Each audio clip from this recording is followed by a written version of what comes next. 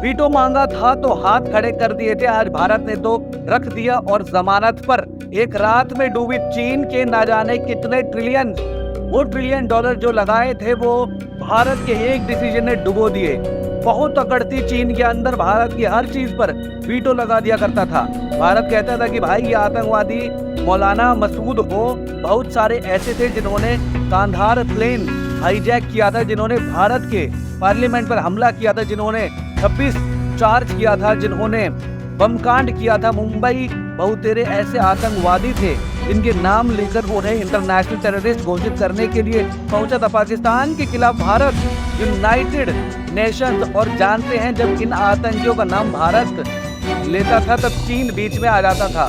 तो चीन को क्या पड़ी थी कश्मीर की, चीन को क्या पड़ी थी इन आतंकवादियों की, फिर भी चीन अपने वीटो पावर का इस्तेमाल करके इन आतंकियों को कवच दे दिया करता था, शील्ड दे दिया करता था, कटा भी ना।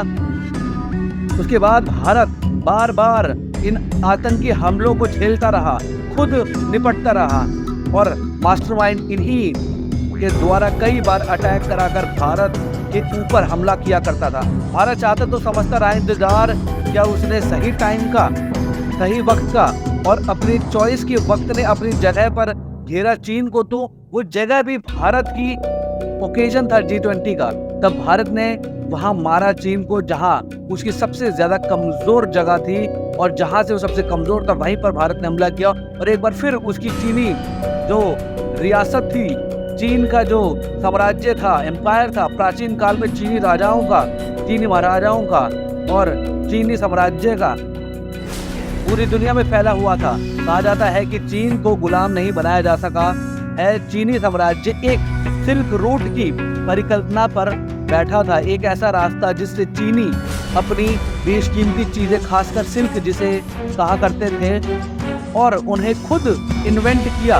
वे दुनिया भर में सप्लाई भी किया करते थे और अपने इस एम्पायर को उन्होंने बहुत ही समृद्ध बना रखा था सिल्क बेच बेच के। उसी सिल्क रूट को वापस स्थापित करने की मॉडर्न टाइम में कोशिश शुरू की गई और जब वह पूरा नहीं कर पाए तो इसकी आगे की परिकल्पना जिनपिंग करना चाहते थे और उनका पूरा उद्देश्य था कि उसी सिल्क रूट को वापस स्थापित करने के लिए, चीन को सर्वोपरि बनाने के लिए, सर्वोच्च बनाने के लिए उन्होंने belt and road initiative BRI, जिसे CPC भी कहा जाता है, चाइना पाकिस्तान इकोनॉमिक कॉरिडोर भी इसी का हिस्सा है। बेल्ट एंड रोड इनिशिएटिव का इसमें क्या था, क्या रोल था, आइए आपको बताते हैं।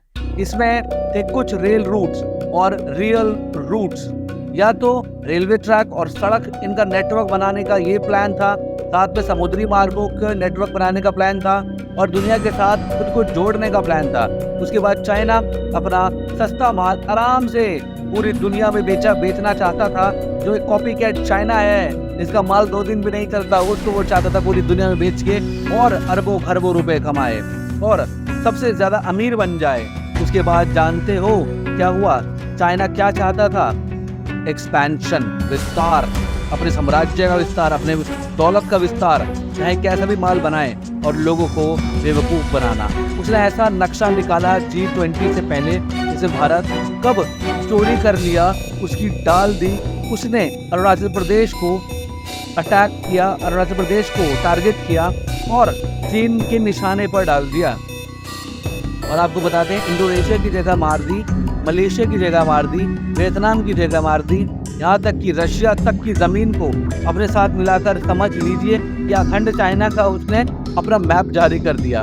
इस किस्म की उसकी सोच, जिस दिन यह पहले नंबर की इकोनॉमी बन जाना चाहने का जो उसका प्रयास है, अमेरिका को पछाड़ना जो है चाहता है, अगर ऐसा हो गया तो और इसकी विस्तारवादी सोच जो है पूरे चाइना को बड़ा करना और दुनिया पे राज करना, फिर इससे कोई फर्क नहीं पड़ता कि इसकी अपनी जनता पर कौन सा प्रेशर पड़ रहा है।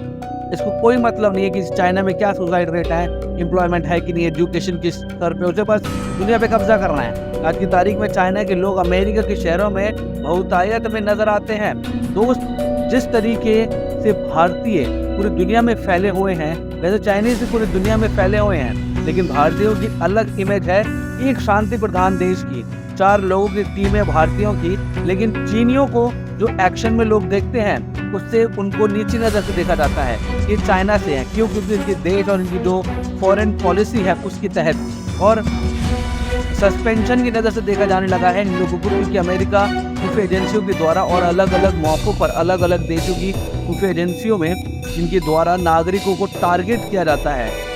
इंटेलेक्चुअल प्रॉपर्टी के थेफ्ट में उनके हाथ रंगे हुए पाए गए हैं। बताया जाता है कि सेमीकंडक्टर की इंडस्ट्री में अंदर घुसने के लिए, सेमीकंडक्टर की टेक्नोलॉजी को चुराने की जो मंशा है और सारी दुनिया पे कब्जा करने की जो मंशा है वो बहुत खतरनाक है, और ये अपने नागरिकों को फोर्स किया करते हैं कि अमेरिका के अगेंस्ट जाएं और उनसे टेक्नोलॉजी को चुरा करके, ताइवान से टेक्नोलॉजी चुरा करके चाइना लेकर आएँ। कुछ हिस्से को उसने रिवर्स इंजीनियरिंग कर भी लिया है, और और ये भी दावा कर रहा है कि अमेरिका को वो कुछ ही समय में पछाड़ भी देगा।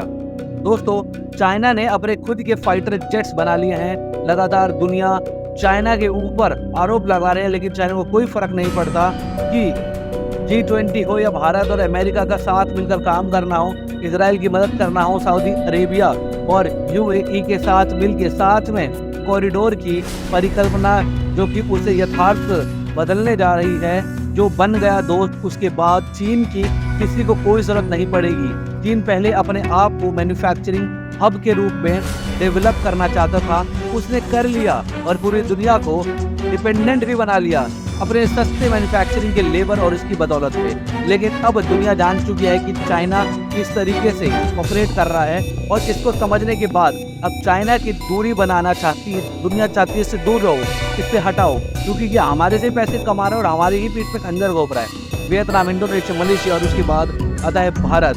चलो ठीक है, भारत जिस तरह पे ग्रो कर रहा है, मगर चाइना अगर ऐसे ही करता रहा तो वो दिन दूर नहीं कि भारत सर्वप्रथम बन जाएगा और सब लोग भारत को मैन्युफैक्चरिंग के लिए याद करेंगे। इसमें सारा श्रेय PM मोदी को ही जाएगा। लेकिन भारत की जनता में भी बदलाव आया, तो यह रियलिटी हम सब में भी बदलाव आने की ज़रूरत है कि हम भी एक अपनी इकोनॉमी को बढ़ाने में सरकार की और PM मोदी की मदद करें। हम सब कनेक्ट हुए, दुनिया से समझना है कि किस तरीके से आगे बढ़े हम, हमारे देश में अलग अलग तेज़ी आए, क्योंकि ये पुश किया जाएगा तभी हम लोग आगे बढ़ पाएंगे।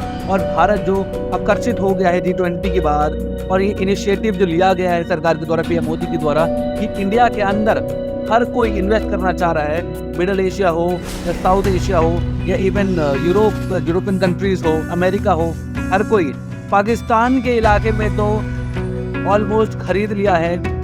तो दोस्तों, आशा करते हैं आपको वीडियो पसंद आई हो, और ऐसे ही भारत लगातार कोशिश करता रहेगा कि चाइना की जो गंदा माइंडसेट है उससे बचकर भारत को और आगे ले जा सके और भारत तरक्की कर सके, ताकि पूरी दुनिया की मैन्युफैक्चरिंग इंडस्ट्री इंडिया बन जाए और इंडिया और भारत एक मैन्युफैक्चरिंग हब बन जाए। यहाँ पे दुनिया भर के लोग आके काम करें और भारत का नाम और रोशन हो।